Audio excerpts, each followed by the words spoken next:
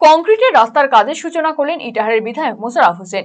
রবিবার বিকেল নাগাদ ইটাহার থানার কাপাসিয়া অঞ্চলের কামারডাঙ্গা মোড় থেকে লক্ষ্মীপুর প্রাথমিক বিদ্যালয় পর্যন্ত রাজ্য গ্রাম উন্নয়ন দপ্তরের প্রায় 1,10,00,000 টাকা ব্যয়ে প্রায় 1.5 কিলোমিটার কংক্রিটের রাস্তার আনুষ্ঠানিকভাবে কাজের সূচনা করেন বিধায়ক। অনুষ্ঠান মঞ্চে উপস্থিত ছিলেন বিধায়ক সহ পঞ্চায়েত সমিতির সহসভাপতি মুজিবুর রহমান, জেলা পরিষদের কর্মাধ্যক্ষ কার্তিক দাস সহ অন্যান্যরা।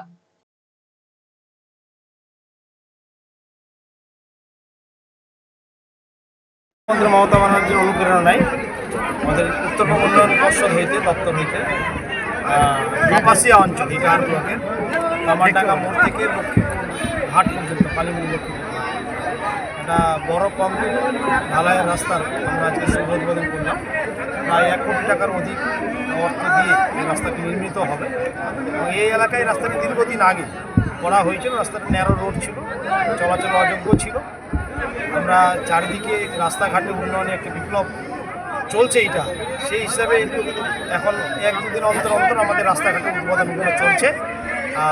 এলাকার লোক খুব খুশি, কারণ এই রাস্তাটা তাদের দাবি ছিল যে একটু চওড়া করে বড় করে নতুন করে